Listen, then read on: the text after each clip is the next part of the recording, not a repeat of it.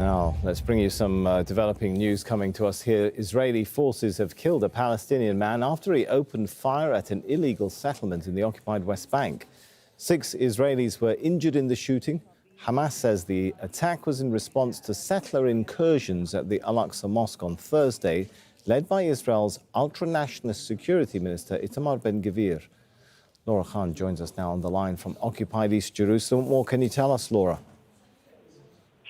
Yes, absolutely. We're just getting information about this now that it happened in the illegal settlement of Ma'ale Adumim, which is kind of midway through the occupied West Bank, just north of Bethlehem. It happened in a shopping mall. As the police say, they've shot dead a man in his 20s. They haven't yet identified who he is. And the Israeli ambulance service says they've now raised the toll of the wounded in the shooting attack to 5 people, and they've been taken to hospitals in Jerusalem. They say a man in his 40s is seriously hurt, while 4 others, including a 14-year-old boy, are moderately injured. So we're just waiting for more information on that at the moment.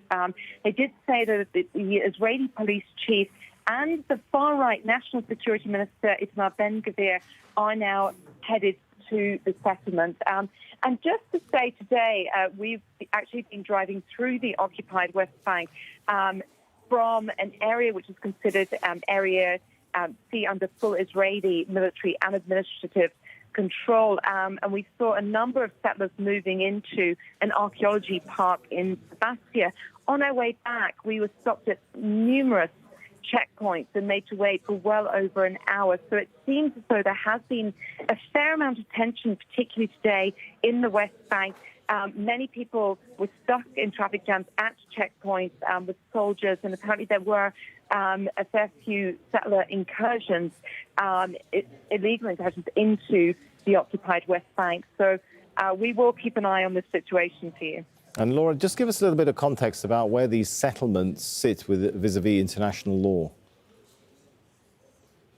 Well, the settlements are illegal. They're deemed illegal under the United Nations, under international law. And one of the biggest concerns, actually, is with the hardest right government in Israel's history, and amid the mass protests against, a lot of what they're trying to pass through law. Many say that because there are so many settlers now inside the Israeli cabinet, that they're essentially creating a kind of settler coup inside the occupied West Bank. So part of their agenda has been to increase settlement expansion in the West Bank. And just, spending time in the West Bank, you can see it between Palestinian cities. Driving from Jenin, for example, sort of 2-hour drive down to Ramallah, you can see settlements on almost every hill. You can see more and more settlers walking down into Palestinian streets. So this has really become fact on the ground, and it's deeply disturbing. The Palestinian authorities have been speaking out about it time after time this year. They are going to the International Court of Justice as well to talk about the legality of the consequences of the occupation.